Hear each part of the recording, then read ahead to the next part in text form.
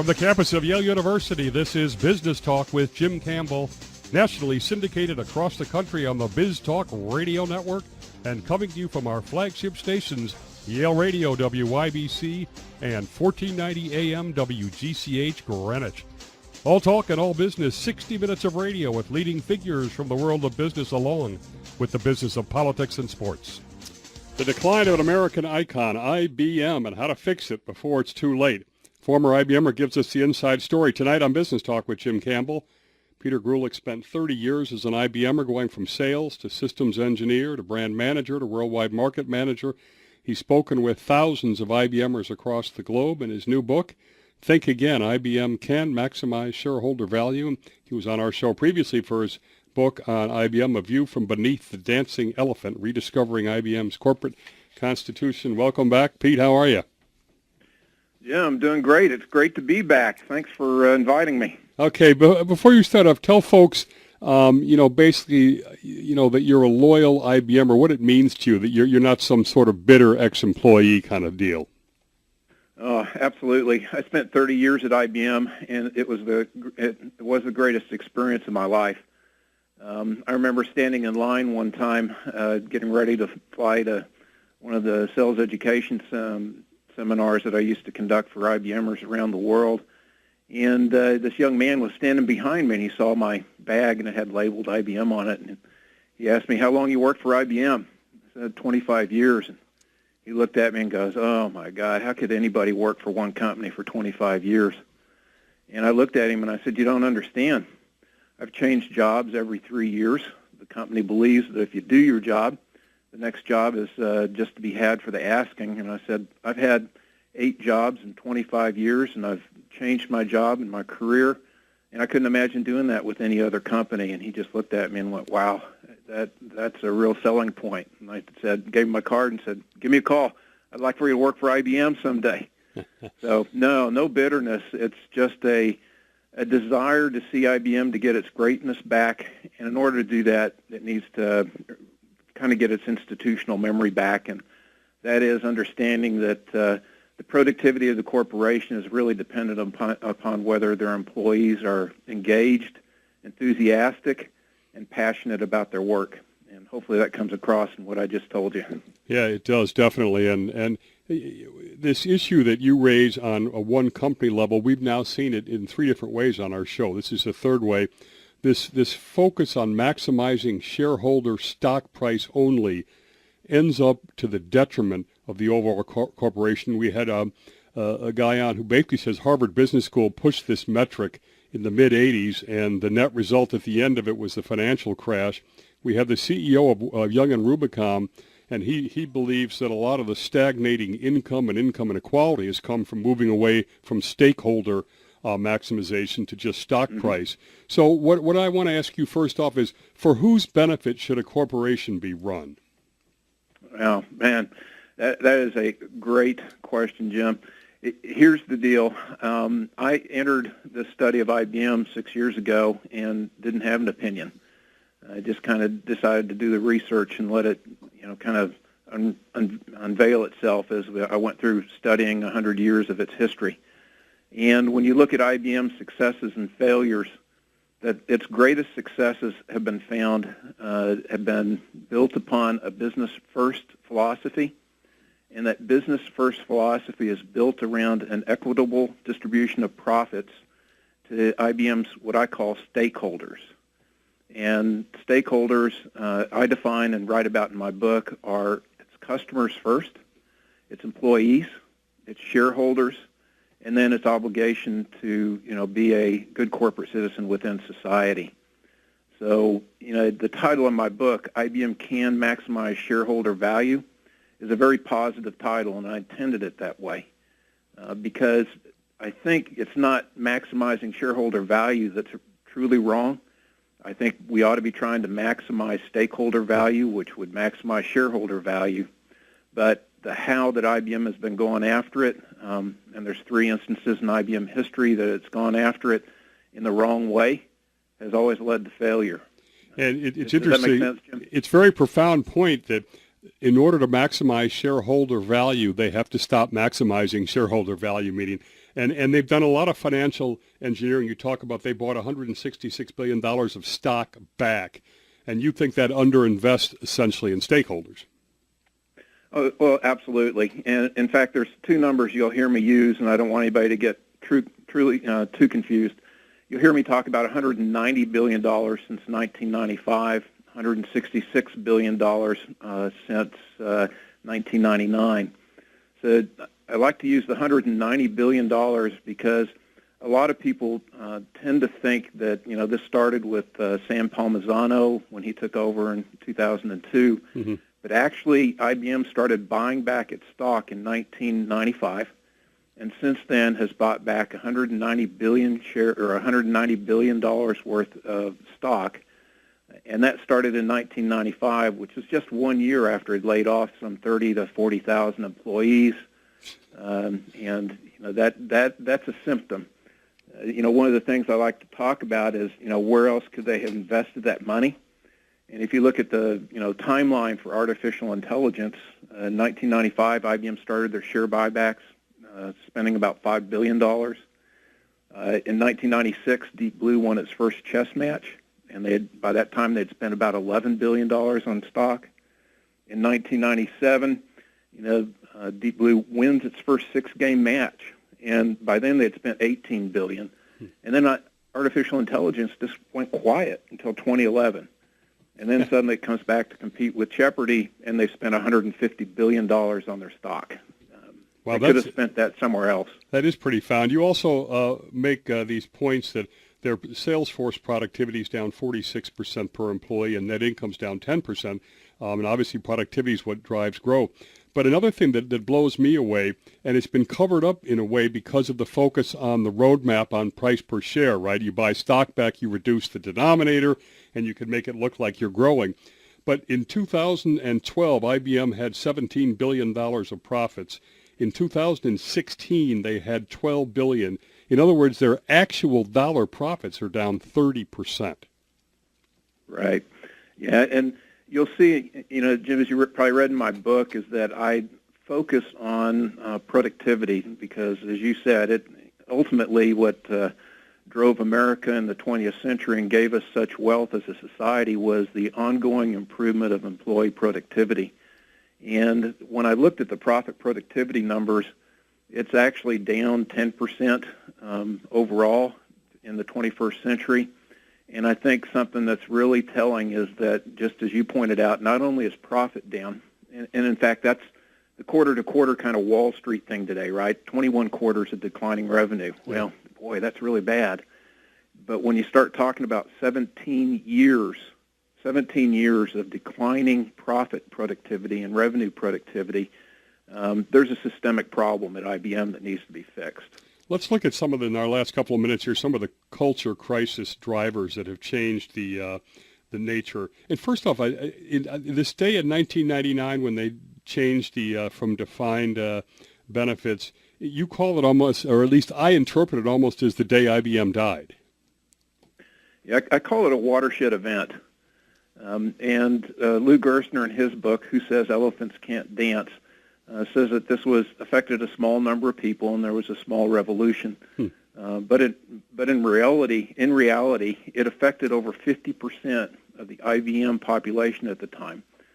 Most of us were here in the U.S., and not only did the U.S. drive, but it was where the product managers were located, the development organizations. And when he made that decision in July of 1999, I think every employee suddenly, realized that when he said it's not your father's IBM, it meant something completely different to him than it did to all the employees. And, it was a watershed event for every employee employees in the U.S. And then that policy has continued. It's been rolled overseas with Sam Palmisano. They took away the defined benefit plan from the UK employees 10 years later. And then more recently with Rometty, she's continued on the same path where she changed the 401k contributions to where you get nothing if you leave the company before, the mid-December of the year. In the last minute, could those things have been avoided, or are they just so inevitable now with the focus, pressure on performance. I mean, could IBM have done any different? Oh, a CEO has the opportunity to drive their own, if nobody else, has the ability to determine the fate of a corporation. I know there's a quarterly drive for earnings, but once again, we need chief executive officers that stand up again and talk about productivity and driving higher sales and profit productivity, not taking a short-term path. Does that make sense, Jim? Very good, Peter. You're listening to Business Talk with Jim Campbell over the BizTalk Radio Network, 350 stations around the country. Coming next, we'll look at a little bit more detail how IBM has changed.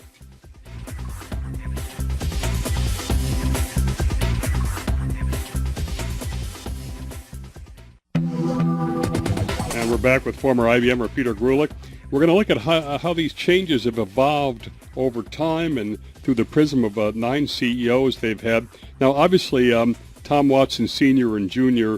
Are the foundation of the company, and I might say right off the bat, Watson Sr.'s stock return was 17% versus the average of the market at 11%, and Jr. was 21% versus 9%. 21% is exactly what Buffett has done. Tell us what they did to set the foundation. I think it's a fascinating story in the what I call the Watson era, father and son. And I think this is probably the first time anybody's ever really looked at both of them and asked what's been consistent between father and son and what hasn't been. And the consistency between both of them was the belief system. Watson Sr. said, hey, go out there and spend a lot of time with your customers, make them happy, go the last mile to do the right thing, and, oh, by the way, give full consideration to the individual employee. Watson Jr. picked that up and maintained that consistency of belief system, and this really strengthened IBM, and he brought it down to 3 words: respect, service, and excellent. What he changed that fundamentally just enabled IBM to just take off, and Jim, probably some of the numbers here would have your audience, or your listeners, would wake them up. At the end of 1955, IBM had 56,000 employees, and that was after 4 decades. Watson Jr. added 56,000 employees every 4 years. Yeah. At the end of 4 decades, revenues were $700 million. Watson Jr. added $700 million every 1.5 years. At the end of 4 decades, profit was $73 million. Watson Jr. added $73 million in profit almost every year. And the way he did that is he took the company from what I call an entrepreneurial, monarchical society to a constitution where he decentralized, similar to what Alfred Sloan did with General Motors in the 1920s. And I might say over this time, IBM wiped out GE, Honeywell, DEC, RCA, Sun Micro, and a whole bunch of others. We're going to move to Vin Leerhsen now because he contrasts well with the current paper buying stock back. He bet the entire company on the System 360. Tell us about that. Tom Watson Jr., when he took over in 1956, saw a shift coming with computers, and he pulled Vin Leerhsen in as his kind of his touchstone, the loudmouth touchstone. It was, I think one person described him as a porcupine with quills that would prick you as you walked by. And he decided that he's going after the mainframe, and he's going to, between he and Tom Watson Jr., they're going to invest. IBM invested $5 billion, which was 1 to 2.5 times what IBM spent, or what the U.S. government spent building the atomic bomb, to actually get ahead of the competition, as you pointed out, and they were very successful. I mean, it's still driving the lion's share of IBM's profits today. I think in constant dollars that investment would be $137 billion now, which is slightly less than the stock buyback. Now, Frank Carey and John Opel were there when I were there, and you talk about them making some fundamental mistakes. And, of course, my favorite is that John Opel missed his revenue plan, now going on 30 years. He still hasn't made what he was supposed to make it. But talk briefly about them, the failure of FS, et cetera. I've gotten feedback even since I published my book, and IBMers have been reading it. And I think Frank Carey was probably one of the greatest chief executive officers that IBM had. You have to consider the decade that he had when there was economic stagflation. Yep. He had the lawsuits. The way I write about it in my book is that it was a decade of 3 Category 5 storms: economic, political, and competitive. There was a project called the Future Systems Project to replace the System 360 and make that kind of an investment again. And the head of that was John Opel, and he failed. And underneath a Watson Jr. or Watson Sr. era, if you failed an executive like that, the way they stopped the Peter Principle was they moved you aside. You didn't lose your employment, but you lost your job. And Opel, again, as he became CEO, as you said, set an expectation that we'll have a $100 billion IBM by 1990. Most IBMers remember that, but he actually even said $180 billion IBM by 1994. Yeah, I hadn't heard that number before. Yep. And for the record, I think IBM's at, $81 billion right now in 2017? Yeah, they hit $107 billion, I think, in 2011, and it's been going downhill ever since. And we'll say before we move on, Opel also made a fundamental one-time fire sale by, we won't get too complex, but by basically taking rental inventory and giving it a one-time sales price.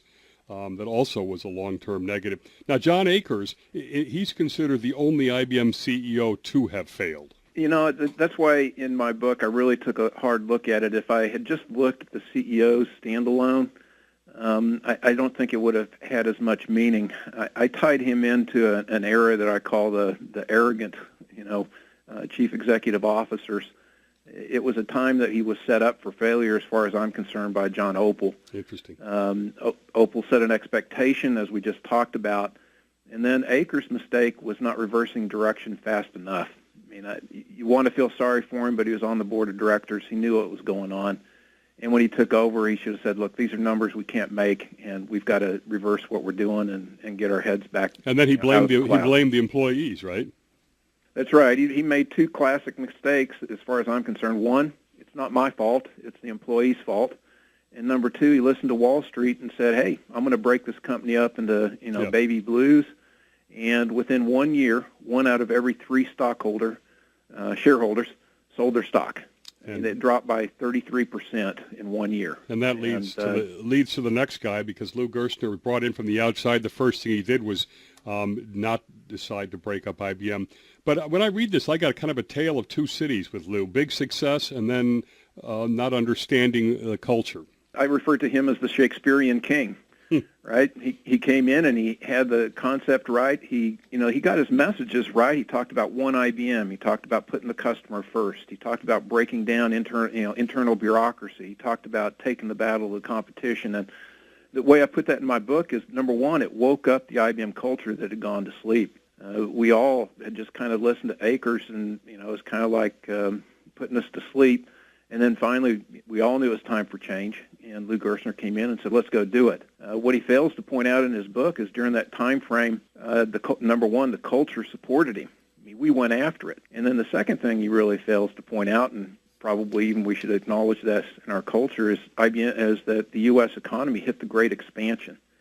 It is the longest expansion in the U.S. economy, started in March of 1991 and went through March of 2001, which is a pretty good parallel for Lou Gerstner's time at IBM. And I think you ought to acknowledge that. Let me ask you this, Pete, because you say this in the book. What does it exactly mean? The respect for the individual is obviously the Watson's number 1 value belief. And he said respect for individual had become the most corrupted IBM belief. What did he mean by that? Well, I can only, you'd have to ask him. Maybe you can get him on the show. But I think, being an employee, I think being an employee is that he got isolated behind his generals. I've talked to several executives that said that as soon as he felt like he had the right generals in place, he kind of, let the company run and didn't come back and inspect his generals. And I think what they did is they, said, hey, look, these employees down here, they did exactly what Akers did, is they blamed the employees and just said, look, it's this respect stuff that's causing problems, and that wasn't it. All right, you listen to Business Talk with Jim Campbell. We'll be back in the next segment for the final 2 CEOs and then the human side of the IBM culture crisis.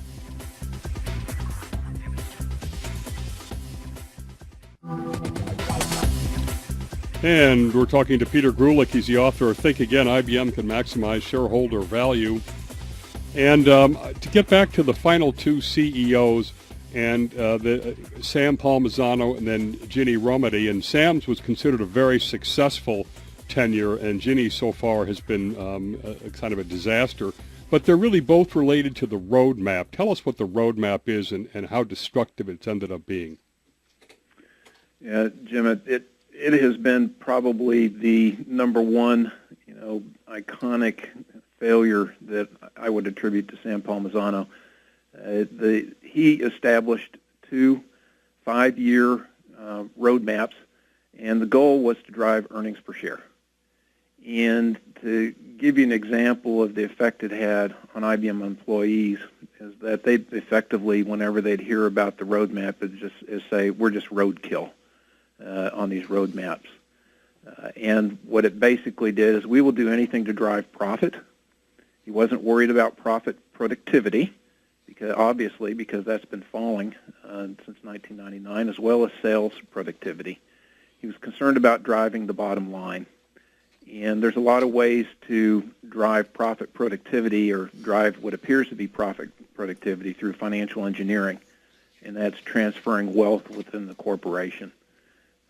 And that can be, changing benefit packages under Sam Palmisano, where he actually, as we talked before, in the UK, eliminated their defined benefit plan.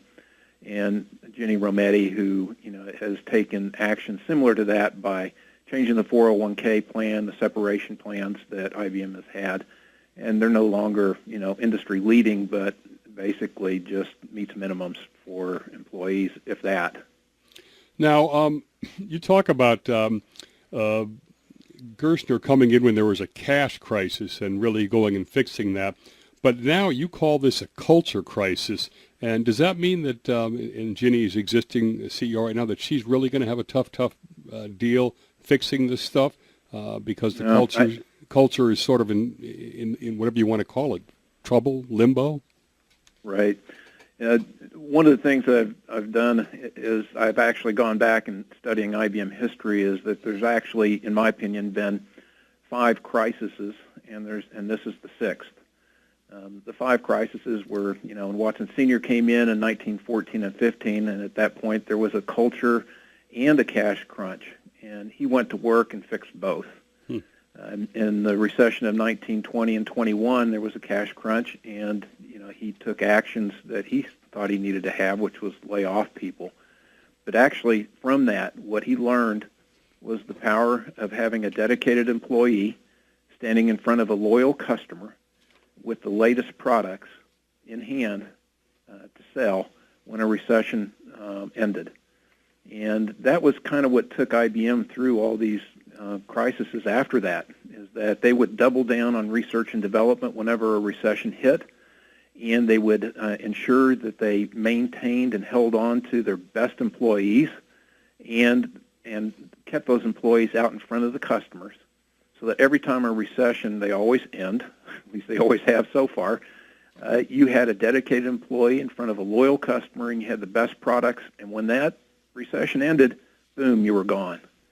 The difference today is that when we had the recession in the early 2000s, IBM was investing in stock. Mm-hmm. They weren't investing in artificial intelligence. They weren't investing in the cloud.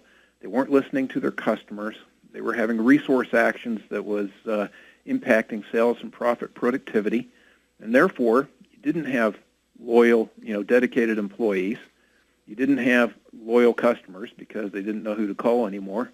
And no longer did you have, the best leading-edge products. IBM should have been out there leading cloud, not Amazon. They should be leading artificial intelligence, not, be competing tooth and nail with Amazon, Google's, Facebook, and all these other people that are investing. And sorry, long answer to get to the point that Rometty's going to have if she stays in, she's going to have a tough time reversing this downward trend because it isn't a cash problem, it's a cultural problem. Does that make sense, Jim? Yeah, it's a great insight. Now, I want to get down to the human level so that people can really get inside the suffering that's been going on. For one thing, resource actions have been going on since Gerstner, which would make this almost 30 years of resource. You talk about human relations has become human resources. Start off saying how was employee morale destroyed, and how do the employees become so disengaged? I think what resource actions do in their very core is they convince every employee within IBM that performance doesn't matter. The resource actions are indiscriminate. It doesn't matter how profitable your individual division is. It doesn't matter how productive your individual unit is. You know that when resource actions hit, that you're going to give up your percentage of people, and it doesn't matter, what your previous rank was, how you were evaluated. And what it does is it basically convinces employees that productivity doesn't matter. And that's the reason, Jim, that I really focus on sales productivity and profit productivity, because when you send those messages to your employees, they're not disgruntled. They may be disillusioned, but when you send those kind of messages with a human resources policy, it's got to show up in your productivity. And then all you've got left is financial engineering to keep your profits up. Tell people what a typical RA day, a resource action day, is like. Just the level of stress, and you talk about it. People calling each other and the whisper numbers and the whole deal. Talk about it. Yeah, I describe one in my book, as you have talked about. I also took that incident and put it up on LinkedIn to kind of just let your listeners know. It's had over 70,000 reads. Wow.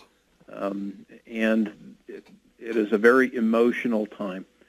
Generally, employees know it's coming. I mean, there's no way it's kept quiet. People talk about it. And in the incident I share, I was with the company in 2009, and I was in the most profitable division that IBM had, software group. And we had the whisper number, 17,000 people are going to be gone within 24 hours. People's performance appraisals have been dropped within the last, 60 to 90 days, and everybody pretty much assumed that if your performance appraisal was dropped, that you were on the list. And it started bright and early. I've had stories where people were called on vacation with their kids in their rooms in Paris, woke up from a dead sleep to be told they've been resourced. One story I'll share, Jim, if we have time, it's just a heart-wrenching story, is that one manager just didn't tell his employee because he needed that employee to perform at an event in front of some other IBMers. He was afraid that he wouldn't go. One of my friends who was a manager walked in and commented to the young man before he went on stage to talk to the IBMers, saying how professional he was, to having been just resourced and still show up to do that presentation. And he found out, 5 minutes before doing that presentation that he had been resourced. He collected himself. I almost get in tears thinking about it. Collected himself, went out and did his presentation, and caught the next flight home. You can't do these kind of things to employees and not expect that those that are left over have a bad taste in their mouth. And what I have trouble with, and it's kind of an indictment of senior manager, is, sometimes these things have to happen in the real world now, but this has been going on without stop for 30 years, although IBM now covers up when they're doing it. And the other interesting thing is, and you can talk about why that has been so incessant. The other thing is, IBM now has more employees in India, 130,000, than in the U.S. Yeah, well, basically what they've been doing is what they did, with similar to the lease rental program sell-off, is they've been exchanging what I call a very highly motivated, highly productive, and therefore highly paid employee for lower paid employees that then have lower motivation and lower productivity. It's taking, I think one of the statistics that, if I can find it here, is the impact of sales productivity on IBM's numbers, and hopefully we have time here. If IBM produced we talked about it, $79.9 billion at the end of 2016. If they had just had and maintained productivity similar to 1999, their head count of 414,000 that they had in 2016 should have produced not 79.9, but 147 billion in revenue. 147 billion instead of 79.9. A different way of looking at that from almost a negative perspective is that 79.9 billion if they'd maintained the productivity, could have been delivered by almost 200,000 fewer employees. And those are staggering numbers, Jim. Wow. You're listening to Business Talk with Jim Campbell from our flagship stations, WGCH, Greenwich, and Yale Radio, WYBC. In our final national segment, we'll look at fixing IBM.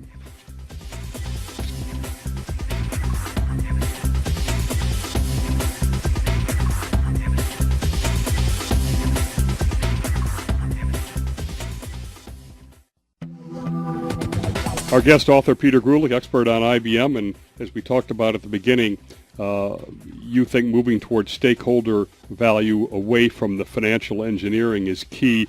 First question, should Ginny Rometty be fired?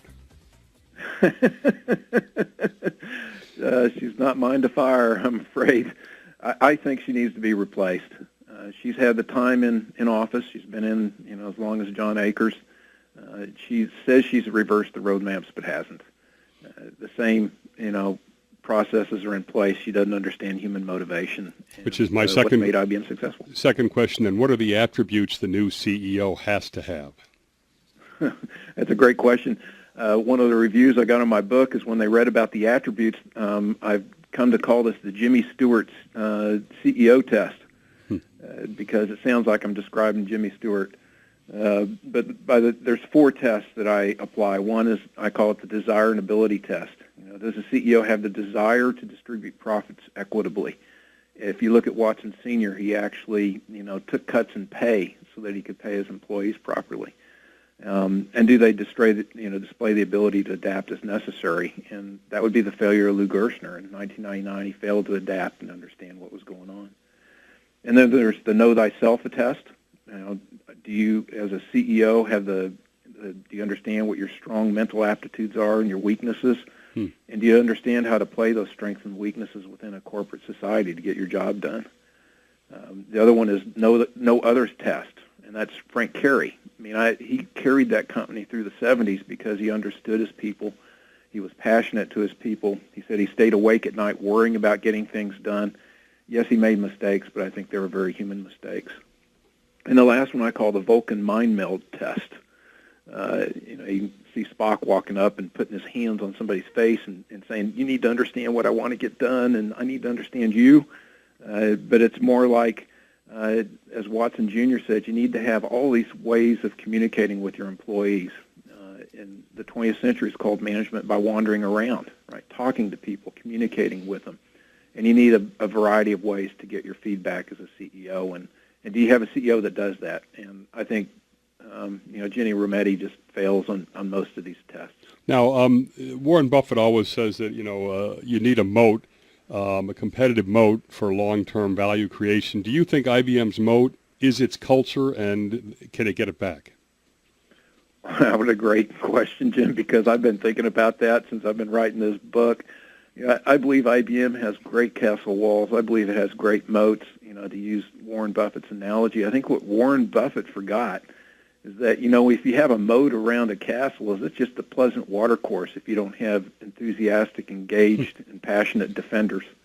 And what Watson Sr. did was he put up on those battlements, which is the place where the knights would walk on those castles. You got to have somebody shooting arrows and throwing rocks and pouring hot oil down. And I think if you remember back to the 20th century, there was a phrase that identified IBM, and it was, you won't lose your job. Nobody lost their job buying IBM. And that was a statement of belief in those people, that passion of the employees to do what was right by the customer. So I'd go back to Warren Buffett and say, hey, Warren, you need to not only talk about high walls and moats, but you need to talk about passionate, engaged, and enthusiastic defenders. All right, now you're calling for returning to business first rather than paper financial engineering first, investing in people. What do you mean by the knowledge industry production floor, this reform vision you have there?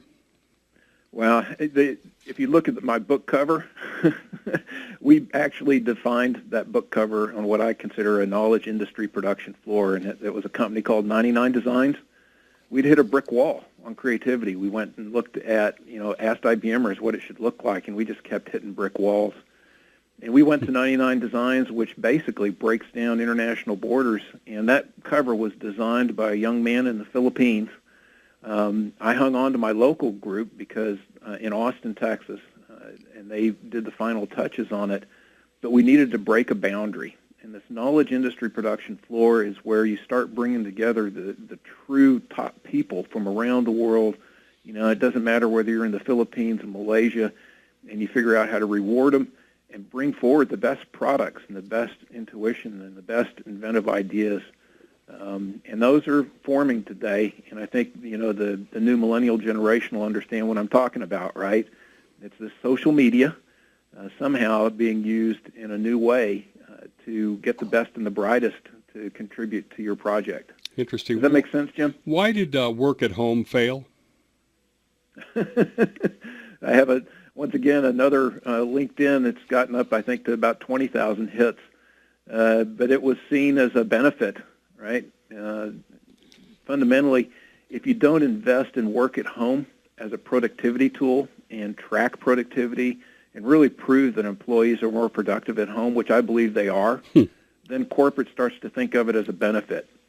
And if they think it's just a benefit that you give an employee and doesn't have a true productivity impact, you can start doing things like co-location and say, hey, all the employees, why don't you come back into the office? And you're not making a good business decision at that point, right? You're making a decision based on no data, which is really strange to do for a company that's, you know, heading down the path to artificial intelligence. That they basically shot a productive way of organizing themselves. How do they return to relationship-driven sales? I mean, you talk about the sales productivity being so down. Right. But I mean, in the past, and this is, you know, an area where you'd have to have a CEO go out and say, we're going to get back to having relationships with our customers. You know, what you have to do is develop products that inspire integrity in your sales force. When I sold for IBM, I really rarely sold a product. We'd talk about speeds and feeds, but I would spend half my time talking about IBM and how IBM wouldn't let them fail and how IBM had the depth of support and the knowledge to make things happen. And you need a sales force that just believes that in their core. And I talk about a few companies in the past in my book, Royal Typewriter, George Ed Smith, and he talked about, you know, how a salesman, when they're looking at a company, should say, you know, it's 25% on me and it's 75% on if you've got the right products that meet customers and have true value in the customer's eyes. Does that make sense? Been a fascinating interview, a lot of insights here, and you finished the book up. IBM's future lies in uniting its stakeholder community. I want to thank Peter Greulich. The book is, Think Again, IBM Can Maximize Shareholder Value. And for that book right now, you can buy the print edition on Amazon and get the Kindle version for $2.99 rather than the usual $9.99, and give the Kindle away for Christmas or give the paperback, the paper version away. This has been Business Talk with Jim Campbell. You can get our podcasts on iTunes at the network, biztalkradio.com. Our YouTube versions, you can search Biz Talk with Jim Campbell or Park City Productions 06604.